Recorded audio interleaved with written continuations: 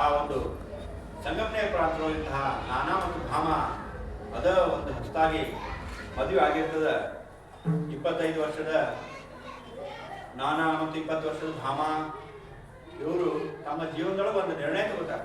ನೋಡ್ರಿ, ನಮಗ ವಯಸ್ಸಾದರೂ ಮುದುಕರಾದರೂ ಇನ್ನೂ ಯಾವ ನಿರ್ಣಯಗಳ ಬಂದಾಗಿ ಮಹಾರಾಜರು ಮೊನ್ನೆ ವಿಜಯನಗರದೊಳಗೆ ಪತ್ರಿಕೆಯೊಳಗೆ ಬರ್ತಾರೆ.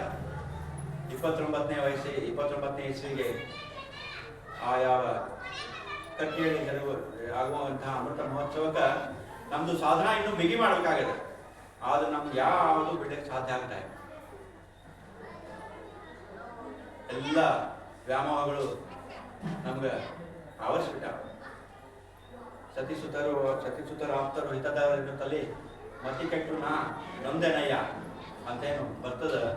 ಅದ್ರೊಳಗ ಮತ್ ನಮ್ಗೆ ಆಕರ್ಷಣೆ ಆಗಲಿ. ಅದಕ್ಕೆ ಅಂತಹ ಒಂದು ತರುಣ ವಯಸ್ಸಿನ ನಾನಾ ಭಾಮರು ಪ್ರತಿಜ್ಞೆ ಮಾಡ್ಯಾರಂದ್ರೆ ಅದು ನಮಗೆ ಉದಾಹರಣೆ ನಾವು ತಗೋಬೇಕು. ನಮ್ಗೆ ಯಾಕೆ ಬರೋದು? ರಾಜಾರಾಮ ಮಹಾರಾಜರಿಗೆ ಅನ್ಸಿತ್ತು 5 ವರ್ಷದ ಬಾಲಕ ಧ್ರುವಗ ಶ್ರೀಮನ್ ನಾರಾಯಣನ ದರ್ಶನ ಆಗ್ತದಂದ್ರೆ ನಾನು 8 ವರ್ಷದ ಮುದುಕಾದೆ. ನೋಡ್ರಿ, ರಾಜಾರಾಮ ಮಹಾರಾಜರಿಗೆ 8 ವರ್ಷಕ್ಕೆ ಹಂಗೆ ಅನ್ಕೊಳ್ಳಿಲ್ಲ. ನಾನು 8 ವರ್ಷದವನಾದ 3 ವರ್ಷ ದೊಡ್ಡವನಾದ ಇನ್ನು ನನಗೆ ಮಹಾಸ್ವಾಮಿದು ದರ್ಶನ ಆಗಿಲ್ಲ, ನಾರಾಯಣ ಭಗವಂತನ ದರ್ಶನ ಆಗಿಲ್ಲ ಅಂತ ಹೇಳಿ ಅವರು ಆ ಒಂದು ಬಾಲ್ಯದಲ್ಲಿ ಅದನ್ನು ತಿಳ್ಕೊತಾರೆ. ಆದ್ರೆ ಅದು ಜನ್ಮ ಜನ್ಮಾಂತರಕ್ಕೆ ಅವ್ರದ್ದು ಸುಕೃತ ಇರ್ತದೆ. ಅದಕ್ಕೆ ಆ ಭಗವಂತ ನಮ್ಗೆ ಆ ಮಹಾಸ್ವಾಮಿನೇ ನಮ್ಗೆ ಅನುಗ್ರಹ ಮಾಡಬೇಕು, ಸದ್ಗುರುಗಳೇ ಅನುಗ್ರಹ ಮಾಡಬೇಕು. ಪ್ರವೃತ್ತಿ ಮಾರ್ಗದಿಂದ ನಿವೃತ್ತಿ ಮಾರ್ಗದ ಕಡೆಗೆ ದುರ್ಯೋಧನಿಗೆ ಕೃಷ್ಣ ಪರಮಾತ್ಮ ಕೇಳ್ತಾನೆ, ಯಾಕಪ್ಪ ಮತ್ತೆ ನೀನು ಇದು ಒಂದು 5 ಗ್ರಾಮ್ ಕೊಟ್ಬಿಡು ಮುಗಿದೋಯ್ತಲ್ಲೇ ಪಾಂಡವರಿಗೆ. ಆದ್ರೆ ದುರ್ಯೋಧನ ಹೇಳ್ತಾನ, ಇದು ಸತ್ಸಂಗ ಸತ್ಪುರುಷರು ಇದೆಲ್ಲ ಹೇಳಿರ್ತೀವಿ ಕೃಷ್ಣ, ಇದೆಲ್ಲ ನಾನು ಸಣ್ಣ ಇದ್ದಾಗ ಬಾಯ್ಪಾಟ್ ಮಾಡ್ಬಿಟ್ಟಿನಿ, ಯಾವ್ದು ಒಳ್ಳೇದು ಯಾವ್ದು ಕೆಟ್ಟದು. ಆದ್ರೆ ನನ್ನ ಬುದ್ಧಿ ಏನದ ಕೆಟ್ಟದ ಕಡೆನೇ ಪ್ರವೃತ್ತಿ ಆಗ್ತದೆ. ಅದಕ್ಕೆ ಅದನ್ನು ಬದಲಿ ಮಾಡಲಿಕ್ಕೆ ಸಾಧ್ಯದ ಏನಂದ್ರೆ ಕೃಷ್ಣ ಪರಮಾತ್ಮ ಹೇಳ್ತಾನ, ಇದು ನನ್ನ ಕಡೆ ಸಾಧ್ಯ ಇಲ್ಲಪ್ಪ, ನಾನು ಭಗವಂತ ಆದರೂ ಖರೆ ಯಾವ ಮನಸ್ಥಿತಿ ಬದಲಿ ಮಾಡ್ಬೇಕಂದ್ರೆ ಇದು ಸತ್ಸಂಗದಲ್ಲಿ ಮಾತ್ರ ಸಾಧ್ಯ ಅದ, ಸತ್ಪುರುಷನಿಂದ ಮಾತ್ರ ಸಾಧ್ಯ, ಸದ್ಗುರುವಿನಿಂದ ಮಾತ್ರ ಸಾಧ್ಯದ. ಅದಕ್ಕೆ ನಮ್ಮ ಮನಸ್ಸು ಒಳ್ಳೆಯದ್ರ ಕಡೆ, ಸತ್ಕಾರ್ಯದ ಕಡೆ, ಸದ್ಧರ್ಮದ ಕಡೆ ಪ್ರವೃತ್ತಿ ಆಗಬೇಕಂದ್ರೆ ಸದ್ಗುರು ಕೃಪಾ ಮಾತ್ರ ಸಾಧ್ಯ ಅಂತ ಹೇಳ್ತಾ, ನಾನಾ ಮತ್ತು ಭಾಮ ಸಂಘಟನೆಯವರು ಸಣ್ಣ ವಯಸ್ಸಿನಲ್ಲಿ ಪ್ರತಿಜ್ಞೆ ಮಾಡಿಬಿಟ್ಟಾರ, ನಾವು ಗುರುವಿನ ದರ್ಶನ ಪಡ್ಕೊಂಡೇ ನಮ್ದು ಜೀವನ ಸಾರ್ಥಕ ಮಾಡ್ಕೋಬೇಕಂತ ಹೇಳಿ. ಹಂಗಂದ್ರೆ ಅದಕ್ಕೊಂದು ಏನಾದ್ರು ಮಾನದಂಡ ಬೇಕಲ್ಲ ಅಂತ ಹೇಳಿ ವಿಚಾರ ಮಾಡ್ಯಾರ. ಅಂದ್ರೆ ನಾವೇನು ತಗೋಬೇಕು ಅಂದ್ರೆ ಅವರ ಮುತ್ತಜ್ಜಿನ ಕಾಲದ್ದು ಪೂರ್ವಜರದ್ದು ಒಂದು ಕಟ್ಟಿಗೆ ಇರ್ತದೆ.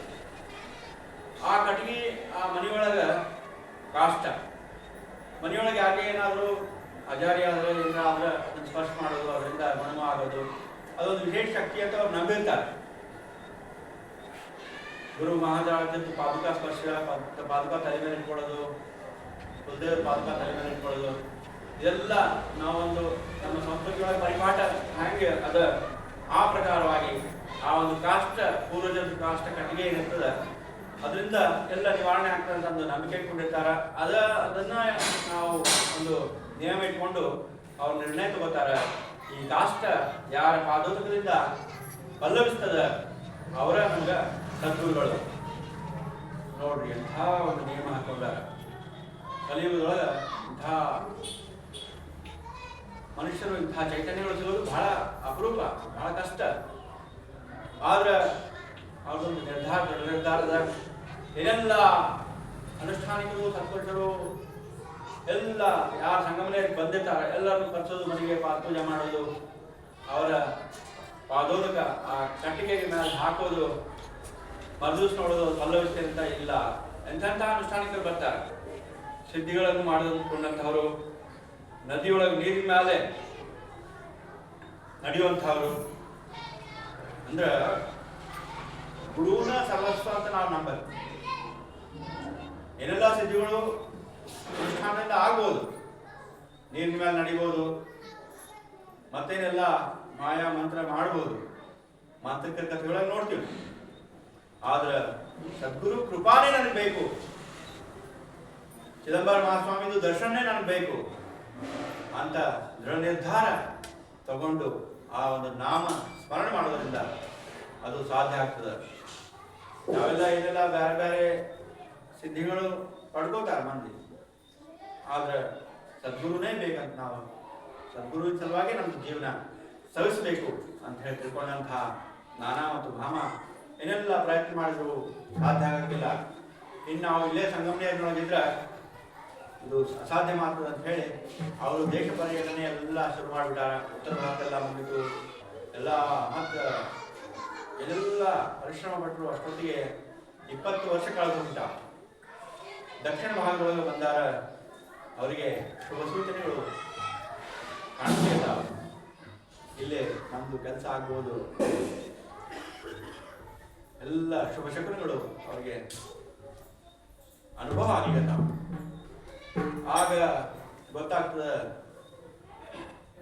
ಇಲ್ಲಿ ದಕ್ಷಿಣ ಭಾರತದಲ್ಲಿ ಸಾಕ್ಷಾತ್ ಭಗವಂತ ಹರಿಯ ಭಕ್ತರಿಗೆ ಹರಿಯಾಗಿ, ಹರನ ಭಕ್ತರಿಗೆ ಹರನಾಗಿ, ದೇವಿ ಭಕ್ತರಿಗೆ ದೇವಿಯಾಗಿ, ನರಸಿಂಹ ಭಕ್ತರಿಗೆ ನರಸಿಂಹನಾಗಿ, ಇದೆಲ್ಲ ದೈವಾನು ದೇವತೆಗಳು ತಿರುಪತಿಯ ವೆಂಕಟರಮಣ, ಗಣಪತಿ, ಕೊಲ್ಲಾಪುರದ ಮಹಾಲಕ್ಷ್ಮಿ, ರಂಗಾಪುರದ ವೆಂಕಟಾಚೆ, ಶ್ರೀಪಾದ ಶ್ರೀವಲ್ಲಭರು, ಎಲ್ಲ ದೇವಾನು ದೇವತೆಗಳ ಹತ್ರ ಇದೆಲ್ಲ ಅನುಷ್ಠಾನಿಕರ ಎಲ್ಲರಿಗೂ ಅವರು ಚಿದಂಬರ ಹತ್ರ ಹೋಗಲಿ ಅಂತ ಮಾರ್ಗದರ್ಶನ ಮಾಡ್ತಾ ಇದ್ರು. ಅಂತಹ ಒಂದು ಹರಿಹರ ಬ್ರಹ್ಮಾದಿ ಹರಿಹರ ಜಾಚ ಅಜ್ಞಾಧರ ತೋಹಾ ಚಿದಂಬರ ಪ್ರಣವ. ಯಾರು ಬ್ರಹ್ಮಾದಿ ಹರಿಹರ ಖಣಿಯಾಗಿದ್ದಾನೋ ಅಂತಹ ಒಂದು ಭಗವಂತನ ಅವತಾರ ಆಗ್ಯದ. ಸದ್ಯಕ್ಕೆ ವಾಸ್ತವ್ಯ ಅನ್ನುವಂಥದ್ದು ಕುಂದಗೋಳದಲ್ಲಿ ಆಗಿದೆ ಅಂತ ಗೊತ್ತಾಗ್ತದೆ. ರಾಜಾರಾಮ್ ಮಹಾರಾಜರು ಕುಂದಗೋಳದಲ್ಲೇ ಅಲ್ಲೇ ಇರ್ತಾರೆ ಅವಾಗ. ಯಾಕಂದ್ರೆ ಚಿದಂಬರ ಮಹಾಸ್ವಾಮಿದು ದರ್ಶನ ರಾಜಾರಾಮ್ ಮಹಾರಾಜರಿಗೆ ಪ್ರಪ್ರಥಮವಾಗಿ ಕುಂದಗೋಳದಲ್ಲಿ ಆಗಿರ್ತದೆ. ಆ ಕುಂದಗೋಳದಾಗ ಅವ್ರದ್ದು ವಾಸ್ತವ್ಯ ಇರ್ತದೆ. ಯಾಕಂದ್ರೆ ಆ ಭಕ್ತಶ್ರೇಷ್ಠ ರಾಜಾರಾಮ್ ಮಹಾರಾಜರಿಗೆ ಅಲ್ಲೇ ಒಂದು ವ್ಯಾಪಾರಿ, ಲಿಂಗಾಯತ ವ್ಯಾಪಾರಿಯ ಒಂದು ಮನೆಯಲ್ಲಿ ಶ್ರಾವಣ ಮಾಸ ವದ್ಯ ಚತುರ್ದಶಿ ಆಲೋ ಸ್ವಾಮಿ ಪಾಸಿ ಕುಂದಗೋಳಾಸಿ, ಆ ಕುಂದಗೋಳದೊಳಗೆ ಏನು ಅಭಂಗ ಬರ್ತಾರೆ ಆ ಪ್ರಕಾರವಾಗಿ ಕುಂದಗೋಳದಲ್ಲಿ ವಾಸ್ತವ್ಯ ಆಗಿರ್ತದೆ. ಅಲ್ಲೊಂದು ಲಿಂಗಾಯತರ ವ್ಯಾಪಾರಿಯ ಮನೆಯಲ್ಲಿ ಬೈಲಾಚ ಗೋಠಾಣಿ ಅಂದ್ರೆ ಎತ್ತು ಕಟ್ಟುವಂತಹ ಒಂದು ಸ್ಥಾನದೊಳಗೆ ನೋಡಿ ರಾಜಾರಾಮ್ ಮಹಾರಾಜರಿಗೆ ಇರ್ಲಿಕ್ಕೆ ಅವಕಾಶ ಆಗಿರ್ತದೆ. ಅದರೊಳಗೆ ಬಹಳ ಪರಮ ಭಾಗ್ಯ, ಪರಮ ಆನಂದದಿಂದ ಅವರಿರ್ತಾರೆ. ಅಂತಹ ಒಂದು ಸ್ಥಾನಕ್ಕೆ ಇನ್ನೇನು ಸಮೀಪ ಬಂದಾರ ನಾನಾ ಮತ್ತು ಭಾಮ. ಅವ್ರಿಗೆ ನೋಡ್ರಿ ಇಷ್ಟೆಲ್ಲ ಅನುಷ್ಠಾನ ಅಂದ್ರೆ ಚಿದಂಬರ ಜೋಹ ಕೃಪಾವಂತ ಆದಿತ್ಯ ಸಿದ್ಧೇತ ಸತ್ಸಂಗತಿ ಅಂತಂದ್ರೆ ಭಗವಂತ ರಾಜಾರಾಮರು ಎಲ್ಲಿ ಹೇಳ್ಕೊಂಡಿದ್ರು ಅದ ಮನೆಗೆ ಬರ್ತಾರೆ. ಅಲ್ಲಿ ಬಂದು ನೋಡ್ತಾರ ವಿಚಿತ್ರವಾದಂತಹ ಸನ್ನಿವೇಶ. ಒಬ್ಬ ಮನುಷ್ಯ ಚರ್ಮದ ಪಾದುಕ ಪೂಜಾ ಮಾಡ್ಕೊಂತ ಕೂತಿರ್ತಾರೆ. ಹಂಗಂದ್ರೆ ನಾನಾ ಮತ್ತು ಮಾಮ ಅಲ್ಲೇ ಹೋಗ್ತಾರೆ. ಹೋಗಿ ಅಲ್ಲಿ ನೋಡ್ಲಿಕ್ಕತ್ತಾರ. ಏನ್ ಇದು ವಿಶೇಷ ಅದ, ಇಲ್ಲಿವರೆಗೆ ನಾವು ನೋಡಿದ್ದಿಲ್ಲ ಚರ್ಮದ ಪಾದುಕ ಪೂಜಾ ಮಾಡೋದು. ರಾಜಾರಾಮ್ ಮಹಾರಾಜರು ಅವ್ರನ್ನ ಸ್ವಾಗತ ಮಾಡ್ತಾರ. ಏನ್ ವಿಷಯ ಎಲ್ಲ ಕೇಳ್ತಾರ, ನೀರು ಕುಡಿತಾರ, ಎಲ್ಲ ಆಗ್ತದ. ಇಲ್ಲ ನಮ್ದೊಂದು ಹಿಂಗ ಪ್ರತಿಜ್ಞಾ ಅದ ಅಂತ ಕೂಡಲೇ ತಕ್ಷಣ ರಾಜಾರಾಮ್ ಮಹಾರಾಜ್ ಹೇಳ್ತಾರ, ನಿಮ್ದು ಕೆಲಸ ಆಯ್ತು ಇಲ್ಲೇ ಅಂತಂದಾಗ ಆ ಒಂದು ಪಾದೋದಕ, ಚರ್ಮ ಪಾದದ ಪಾದೋದಕ ಆ ಒಂದು ಕಾಷ್ಟಕ್ಕೆ ಸಿಂಪಡಿಸ್ಯಾರ. ಮರುದಿವಸ ಹೋಗಿ ನೋಡ್ಲಿಕ್ಕತ್ತಾರ. ಆ ಪಾದೋದಕದಿಂದ ಆ ಕಾಷ್ಟ ಪಲ್ಲವಿಸಿಬಿಟ್ಟದ. ಔದುಂಬರ ನಿವಾಸಿ ಭಕ್ತಾಭಿಮಾನಿ ರಾಜಾಧಿರಾಜ ಸದ್ಗುರು ಶಿವಚಿದಂಬರೇಶ್ವರ ಮಹಾರಾಜ ಹೇಳಿ ನಾವು ಗರ್ಜನೆ ಮಾಡಿ. ಎಂಥ ಆನಂದ ನೋಡಿ. 20 ವರ್ಷ ಮಾಡಿದಂತಹ ತಪಸ್ಸಿನ ಫಲ. ಭಗವಂತ ಅವತಾರ ಮಾಡ್ಬೇಕಾದ್ರೆ ಮಾರ್ಕಾಂಡ ದೀಕ್ಷಿತರು 12 ವರ್ಷ ಕಕ್ಕಿ ರಸದ ಮೇಲೆ ಅನುಷ್ಠಾನ ಮಾಡಿದರು.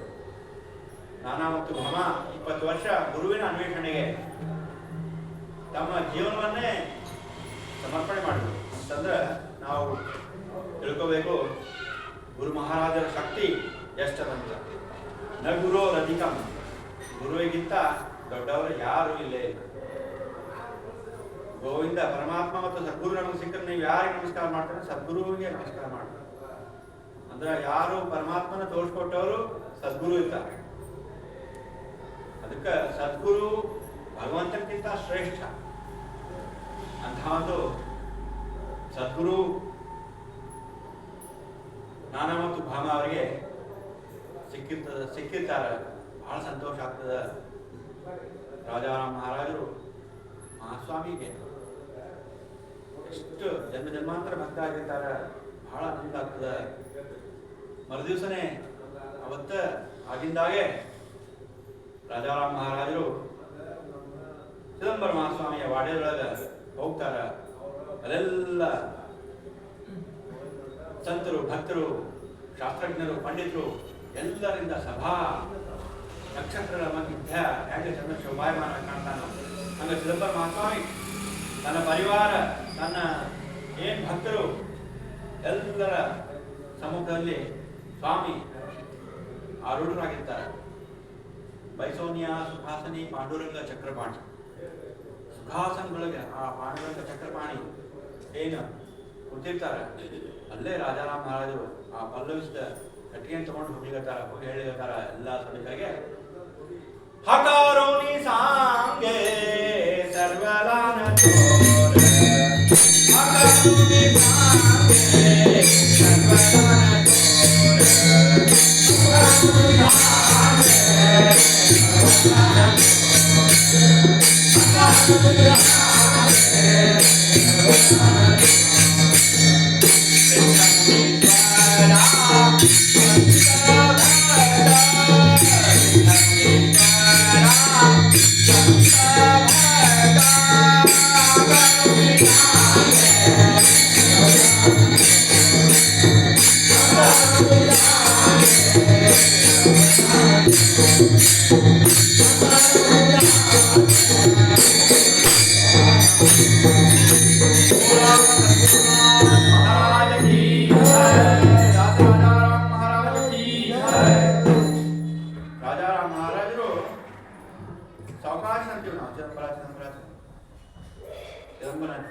ಗುಣಗಾನ ಮಾಡ್ಬೇಕಾದ್ರೆ ಅವ್ರು ಹೇಳಿರ್ತಾರ, ಹಕಾರೋನಿ ಸಾಂಗೆ ಸರ್ವಲ ಅಂತವ್ರ.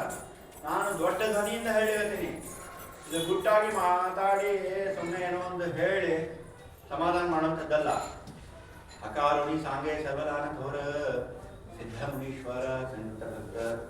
ನೀವೆಲ್ಲ ಸಿದ್ಧ ಇದ್ದೀರಿ, ಮುನೀಶ್ವರಿದ್ದೀರಿ, ಭಕ್ತರಿದ್ದೀರಿ, ಎಲ್ಲರೂ ಇದ್ದೀರಿ. ಆದ್ರೆ ನಾನು ಒಂದು ಮಾತು ಜೋರಾಗಿ ದೊಡ್ಡ ಧ್ವನಿಯಿಂದ ಹೇಳಿರ್ತೀನಿ. ಏನಂತಂದ್ರೆ, ಪೂರ್ಣ ಬ್ರಹ್ಮ ಧಾಲಾ ದೇಹಾವತಾರ ಮಹಾಡೊಳೆ ಪ್ರಾಶಂಬರ. ಇದು ಪೂರ್ಣ ಬ್ರಹ್ಮನ ಅವತಾರ ಆಗಿದಪ್ಪ. ಯಾರು? ನಾದ ಬ್ರಹ್ಮ ಪಾಂಡುರಂಗ, ಅನ್ನ ಬ್ರಹ್ಮ ಉಡುಪಿ ಕೃಷ್ಣ, ಮತ್ತು ಕಾಂಚನ ಬ್ರಹ್ಮ ತಿರುಪತಿ ವೆಂಕಟೇಶ್ವರ.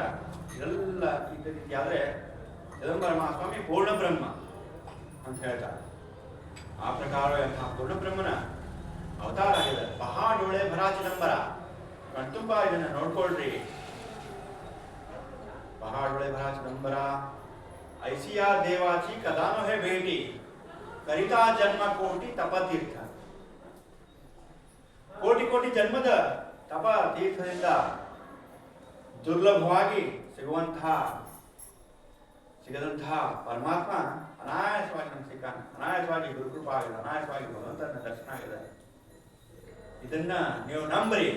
ಯಾಕಂದ್ರ ಕೃತ ತ್ರೇತಾ ದ್ವಾಪರಯುಗದೊಳಗ ಸಾವಿರಾರು ವರ್ಷ ತಪಶ್ಚರ್ಯ ಮಾಡಿದ್ರೆ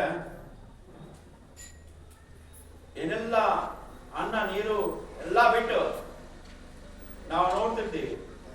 ಇದೆಲ್ಲ ಅವರಿಗೆ ಅನುಷ್ಠಾನ ಮಾಡುವಂಥವ್ರಿಗೆ ಅಡವಿಯೊಳಗೆ ಹೋಗಿ ಏಕಾಸನದೊಳಗೆ ನಿಂತು ಏನೆಲ್ಲ ಅವರಿಗೆ ಹುಳ ಹುತ್ತ ಎಲ್ಲ ಬೆಳೆದ್ಬಿಟ್ಟಿರ್ತ.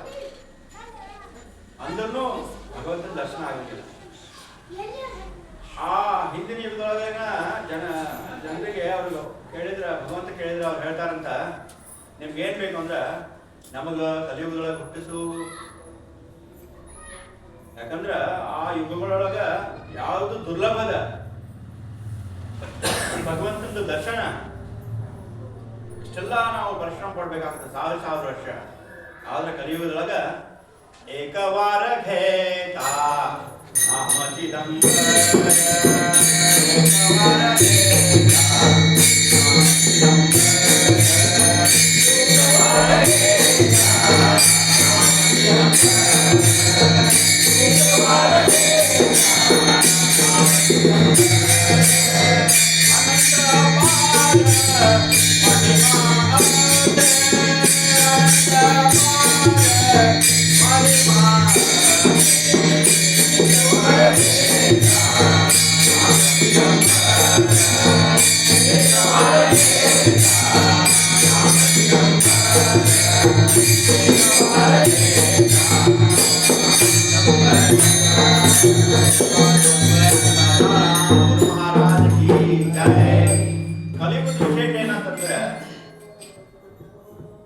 ಮಲಗಿ ಪರಮಾದರದಿ ಬಾಳಲು, ಕುಳಿತು ಕೇಳುವ, ಕುಳಿತರೆ ನಿಲ್ಲುವ, ನಿಂತರೆ ನಲಿವ, ನಲಿದರೆ ಒಲಿವ, ಸುಲಭನೋ ಹರಿ ತನ್ನವರ ನರಿಗಳಿಗೆ ಬಿಟ್ಟಗಲನು. ಅಂತಂದ್ರ ಆ ಭಗವಂತನ ನಾಮ ಇಷ್ಟು ಏನು ಇಷ್ಟು ಬಹಳ ಶಕ್ತಿ ಅದ ಅಂತಂದ್ರ ಒಂದು ಸಲ ನಾವು ಸರ್ವ ಸಮರ್ಪಣಾ ಭಾವದಿಂದ ಆ ಚಿದಂಬರ ಅಂತಂದ್ರೆ ಸಾಕು, ಭಗವಂತ ಅಲ್ಲೇ ಪ್ರತ್ಯಕ್ಷ ಆಗ್ಲಿಕ್ಕೆ ಸಾಧ್ಯ ಇದೆ. ಇದು ರಾಜಾರಾಮ ಮಹಾರಾಜರಿಗೆ ಸಾಧ್ಯ ಆಗ್ತಿತ್ತು, ಯಾಕಂದ್ರೆ ಅವರ ಆ ಮಠ ಮುಟ್ಟಿದ್ರು. ಅದಕ್ಕ ಆ ನಾಮದು ವೈಶಿಷ್ಟ್ಯ ಎಷ್ಟು ಕೊಂಡಾಡಿದ್ರು ಕಡಿಮೆ ಅದ. ಕಲಿಯುಗದೊಳಗ ಒಂದ್ ಕಡೆ ನಾವು ಓದ್ದಂಗ ನೆನಪದ, ಮಾರ್ತಾಂಡ ದೀಕ್ಷಿತರು ಲಕ್ಷ್ಮೀ ಮಾತಾ ಸ್ವತಃ ವಸುದೇವ ದೇವಕಿರಿ ಆಗಿದ್ರು. ವಸುದೇವ ದೇವಕಿಯರು 12,000 ವರ್ಷ ಅನುಷ್ಠಾನ ಮಾಡಿದ್ರೆ, ಮಾರ್ತಾಂಡ ದೀಕ್ಷಿತರು ಲಕ್ಷ್ಮೀ ಮಾತಾ 12 ವರ್ಷ ಅನುಷ್ಠಾನ ಮಾಡಿದ್ರು. ಅಂದ್ರೆ ಕಲಿಯುಗದ್ದು ಮೊದಲಿನ ಯುಗದ್ದು ಪ್ರಮಾಣ ನಮ್ಗೆ ಗೊತ್ತಾಗ್ತದೆ. ಅಷ್ಟು ಸುಲಭ ಸಾಧ್ಯದ ಕಲಿಯುಗದೊಳಗ ಆದ್ರೂ ನಮ್ಗ ಸಾಧ್ಯ ಆಗಬಲ್ದು. ಆದ್ರೆ ಏನು ಮ್ಯಾಲಿಂದ ನಮ್ದು ಸತ್ಸಂಗ ಸಿಗ್ತದ, ಭಗವಂತನ ಕೃಪಾ ದೃಷ್ಟಿಯೊಳಗೆ ನಾವಿದ್ದೀವಿ, ಸದ್ಗುರು ಕೃಪಾದೊಳಗೆ ನಾವಿದ್ದೀವಿ. ಅದು ಭಾಗ್ಯ ನಮ್ಗೆ ಸಿಕ್ಕದ. ಅದಕ್ಕೆ ಅಷ್ಟೊಂದು ನಾಮದ ಶಕ್ತಿಯದ. ಕೋಟಿ ಅಶ್ವಮೇಧ ಕೋಟಿ ಕನ್ಯಾದಾನ ನೈವೇದ್ಯ ಸಮಾನ ನಾಮೈಕ. ಯಾವ ಕೋಟಿ ಅಶ್ವಮೇಧ ಕೋಟಿ ಕನ್ಯಾದಾನಕ್ಕಿಂತ ಮಿಗಿಲಾಗಿದ ನಾಮದ ಶಕ್ತಿ. ಅಂಥ ಒಂದು ಭಾಗ್ಯ ನಮ್ಮ ನಿಮ್ಮೆಲ್ಲರಿಗೂ ಸಿಕ್ಕದ. ಅದನ್ನ ರಾಜಾರಾಮ್ ಮಹಾರಾಜ್ ಹೇಳಿದ್ರು, ದಮಂಡಿ ಪಿಟೋನಿಯಾ ದಾಸ ಸಾಂಗೆ ಲೋಕ ಮಗ ತುಮಿ ದೇಖ ಪ್ರಸ್ತವಾಲ. ಇದನ್ನ ಹಂಗ ಹೇಳಿಲ್ಲ, ದವಂಡಿ ಪಿಟೋನಿಯಾ ದಂಗರ ಹೊಡೆದು ಹೇಳಿರ್ತೀನಿ. ಇದನ್ನ ನೀವು ಕಳ್ಕೊಂಡ್ರೆ ಅಂದ್ರ ಮುಂದೆ ಪಶ್ಚಾತ್ತಾಪ ಪಡ್ಬೇಕಾಗ್ತದ. ಯಾಕಂದ್ರ ನಾವು ತಾಯಿಯ ಗರ್ಭದೊಳಗಿದ್ದಾಗ ಭಗವಂತಗೆ ನಾವು ಪ್ರಮಾಣ ಮಾಡಿರ್ತೀವಿ ಏನಂತಂದ್ರೆ, ಇದೊಂದ್ಸಲ ನಂಗೆ ಹೊರಗೆ ಬಿಟ್ಬಿಡಪ್ಪ, ನಾನು ನಿಂದ ನಾಮಸ್ಮರಣೆ ಮಾಡಿ ಭಕ್ತಿ ಮಾರ್ಗದೊಳಗಿದ್ದು ಸದ್ಧರ್ಮದಿಂದ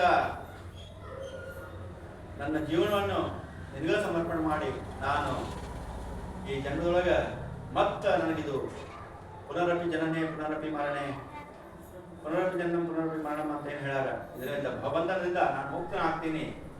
ಯಾಕಂದ್ರ ಈ ಗರ್ಭವಾಸದ ಕಷ್ಟ ಏನದ ನನಗೆ ಸಾಕಾಗಿದೆ ಅಂತೇನು ಆ ಆತ್ಮ ಕೇಳ್ಕೊಂಡಿರ್ತದ. ಆದ್ರೆ ಒಂದ್ಸಲ ಅದು ಭೂಸ್ಪರ್ಶ ಆದ ಕೂಡಲೇ ಮತ್ತೆಲ್ಲ ವಿಸ್ಮರಣೆ ಆಗಿ ಮತ್ತ ಅದು ಎಲ್ಲ ವಿಸ್ಮರಣೆ ಆಗಿರ್ತದೆ.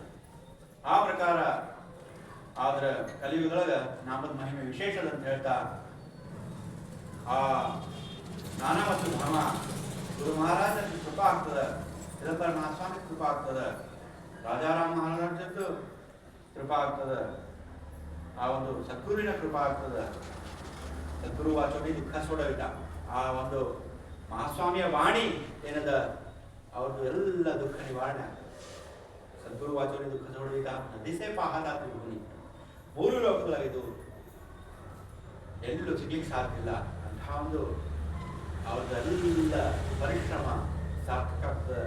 ಚಿದಂಬರ ಮಹಾಸ್ವಾಮಿದು ವಿಶೇಷ ಆಶೀರ್ವಾದ ಅವ್ರಿಗೆ ಆಗ್ತದೆ, ಬಹಳ ಖುಷಿ ಆಗ್ತದೆ. ನಾನಾ ದೇವದೇವಿ ಪೂಜಿತಾತಿ ಜನ ಸುಖ ತ್ಯಾಚಿ ಕಾಣಿನ ಇದೆಲ್ಲ ನಾವು ಬೇರೆ ಬೇರೆ ಬೇರೆ ಬೇರೆ ದೇವತೆಗಳ ಅನುಷ್ಠಾನ ಮಾಡ್ತೀವಿ, ಪೂಜಾ ಮಾಡ್ತೀವಿ. ಸುಖ ತ್ಯಾಚಿ ಕಾಣಿನ ಅದಕ್ಕೆ, ಆದ್ರೆ ಯಾವ್ದ್ರೊಳಗೂ ನಮ್ಗೆ ಸುಖ ಕಾಣಂಗಿಲ್ಲ.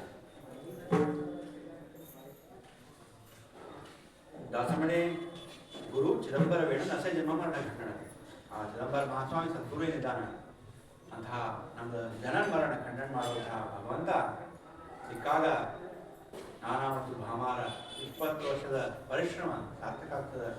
ಬಹಳಷ್ಟು ಆನಂದದಿಂದ ಅವರು ಸ್ವಲ್ಪ ದಿವಸ ಅಲ್ಲಿದ್ದು ಮತ್ತೆ ಮಹಾಸ್ವಾಮಿದು ಆಶೀರ್ವಾದ ಪಡ್ಕೊಂಡು ಸಂಗಮನಿಯರಿಗೆ ಮತ್ತೆ ವಾಪಸ್ ಹೋಗ್ಬೇಕಂತ ತಯಾರಿ ಮಾಡಿಕೊಂಡು ಸಂಗಮನಿಯರ ಕಡೆಗೆ ಒಂದು ಪಾದಯಾತ್ರೆ ಶುರು ಮಾಡ್ತಾರೆ.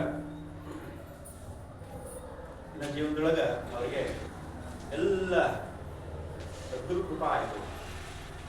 ನಾವೆಲ್ಲ ಅನ್ಕೋತೀವಿ, ನಮ್ಗೆ ಲಾಟ್ರಿ ಹಚ್ಚಿದ್ರೆ ಆರಾಮ್ ಖುಷಿ ಸುಖ ಆಗ್ತದೆ, ನಮ್ಗೆ ಏನಪ್ಪ ನಮ್ದು ಶೇರ್ ಮಾರ್ಕೆಟು, ರಿಯಲ್ ಎಸ್ಟೇಟು ಏನೇನೋ ಅಂತಾರೆ, ಎಲ್ಲ ನಮ್ದು ಇಷ್ಟು ಡಬಲ್ ಆಯಿತು, ಟ್ರಿಬಲ್ ಆಯಿತು. ಆದ್ರೆ ನಾನಾ ಮತ್ತು ಭಾಮಾಗ ಸದ್ಗುರುವಿನ ಕೃಪಾದಿಂದ ಸಂತೋಷ ಆಗ್ಯದ. ಅದೊಂದು ಧನ್ಯವಾದಂತಹ ದಿವಸ ಅವರಿಗೆ ಆಗಿರ್ತದೆ. ಅಂತಹ ಒಂದು ನಾನಾ ಮತ್ತು ಭಾಮ ಸಂಗಮನೇರ ಕಡೆ ಹೊಂಟಾರ. ಇನ್ನು ಗುರು ಮಹಾರಾಜದ್ದು ಪರೀಕ್ಷಾ ಶುರುವಾಗ್ತದೆ. ದಾರಿಯಲ್ಲಿ ಹೋಗ್ಬೇಕಾದ್ರೆ ಅವರಿಗೆ ವಾಸ್ತವ್ಯ ಮಾಡ್ತಾ ಮಾಡ್ತಾ ಹೋಗ್ತಿರ್ತಾರ. ಒಂದು ಊರೊಳಗೆ, ಗ್ರಾಮದೊಳಗೆ ಒಂದು ಶಿವಾಲಯ ಇರ್ತದ, ಅಲ್ಲಿ ವಾಸ್ತವ್ಯ ಅಂತ ಮಾಡ್ಯಾರ. ಆ ಒಂದು ಸಮಯದೊಳಗೆ ಏನಾಗ್ತದೆ, ಇನ್ನು ಭಗವಂತಂದು ಸದ್ಗುರುವಿಂದ ಪರೀಕ್ಷಾ ಶುರು ಆಗ್ತದೆ. ನಾವು ಅನ್ಕೋತೀವಿ ಮತ್ ನಮ್ದೆಲ್ಲ ಗುರು ಕೃಪಾ ಆಯ್ತು ಅಂದ್ರೆ ಗುರು ಮಹಾರಾಜರು ನಮ್ಗೇನಾದ್ರು ಪರೀಕ್ಷಾ ಮಾಡ್ಯಾರ ಅಂತಂದ್ರೆ ನಮ್ಗ ಹೆಂಗ ಬಂಗಾರ ಅಂತ ನಾವು ಅದನ್ನ ಬಂಗಾರ ಅಂತ ದೃಢಪಡಿಸ್ಬೇಕಾದ್ರೆ ಬೆಂಕಿ ಒಳಗೆ ಹಾಕಿದ್ರೆ ಅದು ಗೊತ್ತಾಗ್ತದೆ. ಹಂಗ ಗುರು ಮಹಾರಾಜರು ನಮ್ಮನ್ನ ಸುವರ್ಣವಾಗಿ ಮಾಡ್ಬೇಕಾಗಂದ್ರೆ ನಾವು ಬೆಂಕಿ ಒಳಗೆ ಬೀಳಲೇಬೇಕು. ಆ ಪ್ರಕಾರವಾಗಿ ಅವರು ಒಂದು ಸಲ ಅಲ್ಲಿ ಶಿವಾಲಯದೊಳಗೆ ವಾಸ್ತವ್ಯ ಮಾಡ್ಯಾರ. ಅಲ್ಲಿಯ ಪೂಜಾರಿ ತಿಪ್ಪಣ್ಣ ಒಳ್ಳೆ ಸಾತ್ವಿಕ ಮನುಷ್ಯ ಪೂಜಾರಿ ತಾನ ಅವತ್ತಿನ ದಿವಸ ವಾಸ್ತವ್ಯ ಮಾಡ್ಯಾರ. ನಾನಾ ಮತ್ತು ಭಾಮ ಎಲ್ಲರೂ ಸದ್ಧರ್ಮಿಕರೇ ಆಗಿರ್ತಾರೆ. ಆದ್ರೆ ಚಿದಂಬರ ಮಹಾಸ್ವಾಮಿಗೆ ಅಲ್ಲೊಂದು ಲೀಲಾ ಮಾಡ್ಬೇಕಾಗಿತ್ತು. ಅಂದ್ರೆ ಮಹಾಸ್ವಾಮಿ ಪೂರ್ಣ ಬ್ರಹ್ಮ ಅವತಾರಿ ಎಷ್ಟು ನನ್ನ ವಿಶ್ವಾಸದ ದೃಢ ವಿಶ್ವಾಸದ ಯಾವುದೇ ಸಮಯ ಬರಲಿ, ಎಂಥದ್ದೇ ಆಪತ್ತು ಬರಲಿ, माझा धाकमानी त्रिभुवनी लोक माझा धाकमानी व्याघ्रसिंह सर्प तेही लोकी दर्प माझा असे. माझा धाकमानी जलस्थळ अग्नी आकाशवाणी धाक माझा माझा धाक असे राक्षस देवासी नाम म्हणे त्याची उद्धरितो. ಸ್ವತಃ ಸ್ವಾಮಿ ನನ್ನ ವಾಚದಲ್ಲಿ ಹೇಳಿದ್ದದ, ನಂದು ದರ್ಪ ಎಲ್ಲ ಅಂಜಿಕೆ ಅನ್ನೋದು ಏನದ ಎಲ್ಲ ಮಾಡಿದ ಪಂಚಭೂತಗಳು ವ್ಯಾಘ್ರ ಸಿಂಹ ದರ್ಪ ರಾಕ್ಷಸ ದೇವಾಸಿ ರಾಕ್ಷಸರು ದೇವಾದೇವತೆಗಳು ಎಲ್ಲರ ಮೇಲದ. ಆದ್ರೆ ಒಂದು ಕೊನೆಗೆ ಹೇಳಿಗತ್ತೀನಿ, ನಾಮಮಣೆ ಜಾಸ್ತಿ ಉದ್ಧರಿತೋ. ಯಾರು ನಾಮಸ್ಮರಣೆ ಮಾಡ್ತಾರೆ ಅವರು ಉದ್ಧಾರ ಆಗಿರ್ತಾರೆ. ಅದನ್ನೇ ಒಂದು ಪರೀಕ್ಷಾ ಮಹಾಸ್ವಾಮಿ ಅವ್ರಿಗೆ ಕೊಡ್ತಾರೆ. ತಿಪ್ಪಣ್ಣಗ ಭಾಮನ್ ಮೇಲೆ ಒಂದು ವಿಶೇಷ ಆಕರ್ಷಣೆ ಆಗ್ಲಿಗತ್ಬಿಟ್ಟದ. ಅವ ರಾತ್ರಿ ಹೊತ್ತಿನಾಗ ನೋಡ್ಯಾನ. ಅಂದ್ರೆ ನಾನು ಆ ಒಂದು ಭಾಮ ಒಂದು ಸೌಂದರ್ಯಕ್ಕೆ ಅವ ಆಕರ್ಷಿತನಾಗಿ ನಾನಾನು ಒಂದು ಗಿಡಕ್ಕೆ ಕಟ್ಟಿ ಹಾಕ್ಬಿಟ್ಟಾನ. ಭಾಮನಿಂದ ಓಡಿಗತ್ಬಿಟ್ಟಾನ. ರಾಜಾರಾಮ ಮಹಾರಾಜರು ಬೈತಾರ. ಅವಾಗ ಚಿದಂಬರ ಮಹಾಸ್ವಾಮಿ ಹೇಳ್ತಾರ, ನಾನಾ ಹೇಳಿಗತ್ತಾನ, ನೀನು ಅವ ತಿಪ್ಪಣ್ಣ ಏನಿದ್ದಾನ ಅವ ಒಂದು ಖಡ್ಗ ಇದ್ದಂಗ. ಅಂದ್ರ ಯಾವ ಅಧಿಕಾರಿ, ಸೈನ್ಯಾಧಿಕಾರಿ ಇರಲಿ, ಯಾರೇ ಇರಲಿ, ಸೈನಿಕ ಇರಲಿ, ಆ ಸೈನಿಕರಿಗೆ ನಾವು ಕೇಳ್ಕೋಬೇಕು ಹೊರತು ಖಡ್ಗಕ್ಕೆ ನಾವು ಕೇಳಿದ್ರೆ ಏನ್ ಸಾಧ್ಯದ? ಖಡ್ಗ ಏನಾರ ಅದು ಸಜೀವ ನಿರ್ಜೀವ ವಸ್ತು ಅದ. ಅದಕ್ಕೆ ಆ ಖಡ್ಗಧಾರಿಯಾದಂತಹ ಅಜ್ಞಾನಕೋಟಿ ಬ್ರಹ್ಮಾಂಡ ನಾಯಕನಾದಂತಹ ಚಿದಂಬರ ಮಹಾಸ್ವಾಮಿ ತೇಣ ವಿನ ತೃಣಮಪಿ ನ ಚಲತಿ. ಯಾರೊಂದು ಆಜ್ಞಾಲದೆ ಹುಲ್ಲುಗಡ್ಡಿನ ಅಳಗಾಡಿಗೆ ಸಾಧ್ಯ ಇಲ್ಲೋ ಅಂತಹ ಒಂದು ಭಗವಂತನ್ನೇ ನಾವು ಕೇಳ್ಕೋಬೇಕು ಹೊರತಾಗಿ ನಾವು ಲೌಕಿಕವಾಗಿ ನಾ ಹಂಗ್ ಮಾಡಿಲಾಗ್ತದೆ, ಹಿಂಗ್ ಮಾಡಿಲಾಗ್ತದೆ, ಹಂಗ್ ಮಾಡ್ಬೇಕಾಗ್ತದೆ, ಹಿಂಗ್ ಮಾಡ್ಬೇಕಾಗ್ತದೆ ಅನ್ಕೋತೀವಿ. ಆದ್ರೆ ಆ ಭಗವಂತನ ನಿರ್ಣಯನೇ ಎಲ್ಲ ಇರ್ತದೆ. ಅದಕ್ಕೆ ನಾನಾ ಹೇಳೋಣ ಭಾಮಾಗ, ನೀನೇನು ಚಿಂತೆ ಮಾಡಬೇಡ, ಚಿದಂಬರ ನಾಮ ನಮಗೆ ಸಿಕ್ಕದಲ್ಲ, ಅದು ನಾವು ಶರಣ ಹೋಗು ಅಂತ ಹೇಳಿ ಚಿದಂಬರ ಅಂತ ಹೇಳಿ ಆ ಭಾಮ ನಿರಂತರವಾಗಿ ಭಗವಂತನ ನಾಮಸ್ಮರಣೆ ಶುರು ಮಾಡಿಬಿಟ್ಟಾಳ. ಆ ಚಿದಂಬರ ನಾಮ ವಿಜಯ ಸ್ಥಿತಿಯೊಳಗೆ ಹೋಗ್ಬಿಟ್ಟಾಳ. ಸಂತ ಮಾತಾ ವಿಠಾಬಾಯಿ ಹೇಳಿಗತ್ತಾಳ ವಿಜಯ ಸ್ಥಿತಿ ಬಗ್ಗೆ. ನಾಮ ವಿಣಗ ಅರ್ಥ ಸರ್ವ ಜಾಣ, ಚಿದಂಬರ ನಾಮ ಹೃದಯ ಧರಿತ ಜಾಣ, ದೇಹ ಪವಿತ್ರ ಪೂರ್ಣ ತ್ಯಾಂಚೆ ಜಾಣ. ಯಾರು ತಮ್ಮ ಹೃದಯ ಕಮಲದಲ್ಲಿ ಚಿದಂಬರ ನಾಮ ನಿರಂತರವಾಗಿ ಪಠಿಸ್ತಾರೋ, ನಿರಂತರವಾಗಿ ಸ್ಮರಣ ಮಾಡ್ತಾರೋ, ಅವ್ರದ್ದು ದೇಹ ಪವಿತ್ರ ದೇಹ ಅದ ಅಂತ ಹೇಳಿರ್ತಾರ. ಅಂಥವರಿಗೆ ರಾಜಾರಾಮ ಅಂತ ಹೇಳ್ತಾರ, ಅಂಥವ್ರ ಚರಣಕ್ಕೆ ನಂದು ಹಣೆ ಹಚ್ಚಿ ನಮಸ್ಕಾರ ಮಾಡ್ತೀನಿ. ಹಂಗ ಅದು ನಾಮ ನಿರಂತರವಾಗಿ ಶ್ವಾಸೋಚ್ಛ್ವಾಸದಲ್ಲಿ ಬರಬೇಕು. ಅಂತಹ ಒಂದು ಸ್ಥಿತಿ ಭಾಮಾಗ ಪ್ರಾಪ್ತಿ ಆಗ್ಯದ. ಅಲ್ಲೇ ಮಹಾಸ್ವಾಮಿ ಒಂದು ಲೀಲಾ ಮಾಡ್ಯಾರ. ಅಲ್ಲೇ ಇನ್ನೊಂದು ಭಾಮ ಹಾಗೆ ಅಲ್ಲಿ ಮಹಾಸ್ವಾಮಿ ಪ್ರಕಟ ಆಗ್ಯಾರ. ಆ ನಿಜವಾದ ಭಾಮಾಗಿಂತ ಚಿದಂಬರ ಮಹಾಸ್ವಾಮಿ ಆದಂತಹ ಭಾಮ ಇನ್ನೂ ಹೆಚ್ಚು ಆಕರ್ಷಿತಲಾಗಿ ಕಾಣಿಸ್ತಿದ್ದಾಳ. ಆ ತಿಪ್ಪಣ್ಣ ಏನ್ ಮಾಡ್ಯಾನ, ಆ ಚಿದಂಬರ ಆಗಿದಂತಹ ಭಾಮಾಳಿಂದ ಓಡಿ ಹತ್ತಿದ್ದಾನ. ಎಲ್ಲ ಕಾಡು ಅರಣ್ಯ ಗುಡ್ಡ ಗುಡಿ ಗಂಡ ಎಲ್ಲ ಕಲ್ಲು ಮಣ್ಣು ಎಲ್ಲ ಓಡಿ ಓಡಿ ಓಡಿ ಹೈರಾಣ ಮಾಡಿಬಿಟ್ಟಾರ ಮಹಾಸ್ವಾಮಿ. ಅಲ್ಲೊಂದು ಕಡೆ ಬಿದ್ಬಿಟ್ಟ.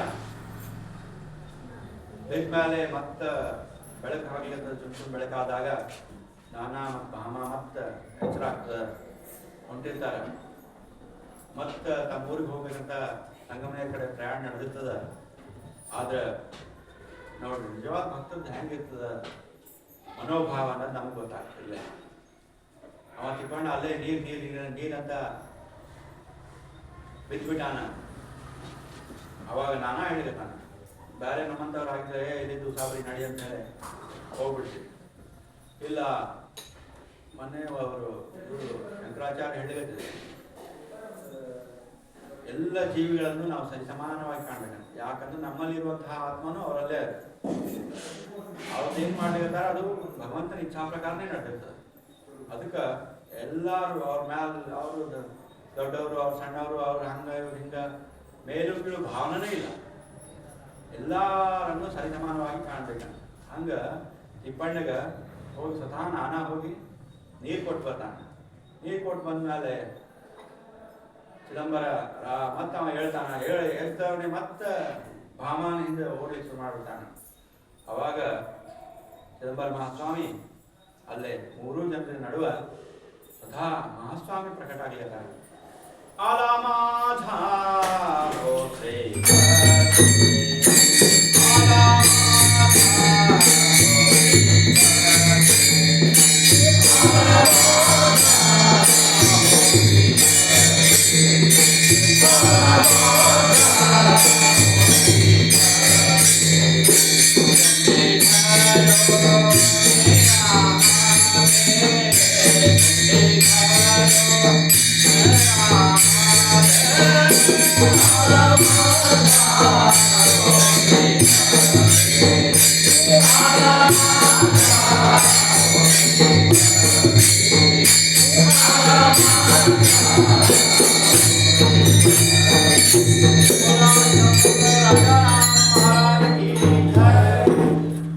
ಚಿದಂಬರ ಮಹಾಸ್ವಾಮಿ ಸ್ವತಃ ಪ್ರಕಟ ಆಗಿ ಮೂರು ಜನರಿಗೆ ಹೇಳಿರ್ತಾರ, ಇದರೊಳಗೆ ಯಾರ್ದೂ ತಪ್ಪಿಲ್ಲ, ಇದು ನಂದ ಒಂದು ಲೀಲಾ ಆಗಿತ್ತು. ಯಾವ ಭಕ್ತರ ಶಿಷ್ಯರ ಒಂದು ಪರೀಕ್ಷಾ ಇದಾಗಿತ್ತು. ಅದಕ್ಕೆ ನೀವು ಅದರೊಳಗ ನಿಮ್ದು ದೃಢ ಭಕ್ತಿ ಏನದ, ಭಕ್ತಿ ಪ್ರೇಮ ಸುಖ ಜೈ ನಿರಂತರ ಅಂತೇನದ ಅಂತ ಒಂದು ಭಕ್ತರು ನಿಜವಾದ ದೃಢ ಭಕ್ತರು ನೀವು ಆಗಿರಿ. ತಿಪ್ಪಣ್ಣಂದು ಇದ್ರೊಳಗೆ ಏನು ಡೌಟ್ ಇಲ್ಲ, ಎಲ್ಲ ನಮ್ಮ ಲೀಲಾ ಪ್ರಕಾರ ನಡೆದಿಲ್ಲ. ಮತ್ತು ಮಹಾಸ್ವಾಮಿ ಮತ್ತೊಮ್ಮೆ ಅವ್ರಿಗೆ ಆಶೀರ್ವಾದ ಮಾಡಿ ಕಳಿಸ್ಲಿಕತ್ತಾರ. ಅದಕ್ಕೆ ಆ ಯಾವ ಭಗವಂತನ ಲೀಲಾ ಪ್ರಕಾರನ ಎಲ್ಲ ನಡೆದಿರ್ತದ. ಆ ನಾನಾ ಮತ್ತು ಭಾವ ಮತ್ತು ತಿರುಗಿ ನಮ್ಮ ಸಂಗಮನೇರು ರಾಂಗಕ್ಕೆ ಹೋಗ್ಯಾರ. ಅದಕ್ಕೆ ನಾವು ಒಂದು ದೃಢ ವಿಶ್ವಾಸ ನಮ್ಮಲ್ಲಿ ಇಟ್ಕೋಬೇಕೇನಂದ್ರೆ ಎಲ್ಲ ಸದ್ಗುರುವಿನ ಇಚ್ಛಾ ಪ್ರಕಾರನೇ ನಡೆದಿರ್ತದೆ. ಹೊರತಾಗಿ ಇದು ಹಂಗಾಯ್ತು, ಇದು ಹಿಂಗಾಯ್ತು, ಇದು ಕೆಟ್ಟಾಯ್ತು, ಇದು ಒಳ್ಳೆಯದಾಯ್ತು ಅನ್ನೋದು ಸಾಧ್ಯನೇ ಇಲ್ಲ. ಯಾಕಂದ್ರೆ ಎಲ್ಲವೂ ಚಿದಂಬರ ನಾಮ ಸೌಭಾಗ್ಯ ಸಂಪೂರ್ಣ ಅಂತ ಹೇಳಿದ್ರು ಎಲ್ಲ ಆ ಭಗವಂತನ ಇಚ್ಛಾ ಪ್ರಕಾರ ನಡೆಯುತ್ತದೆ. ಯಾಕಂದ್ರೆ ಯಾರು ಸಾಮಾನ್ಯರಿಗೆ ಏನಾಗ್ತದೆ ಅದು ಒಂದು ದೊಡ್ಡ ವಿಪತ್ತು ಅನ್ನಂಗೆ ಆಗ್ತದೆ. ಆದ್ರೆ ಸಂತ ಮಾರ್ಗ ಭಗವಂತನ ಮಾರ್ಗದಲ್ಲಿರುವವರಿಗೆ ಅದ್ಯಾವುದು ಅವರಿಗೆ ಪರಿಣಾಮ ಆಗಂಗೆ ಇಲ್ಲ. ನಿರ್ಲಿಪ್ತವಾಗಿರ್ತಾರೆ, ಲಾಭ ಆದರೂ ಅಷ್ಟೇ, ನಷ್ಟ ಆದರೂ ಅಷ್ಟೇ. ಹಂಗೆ ಒಂದು ನಿರ್ಲಿಪ್ತ ಭಾವನಾ ನಾವು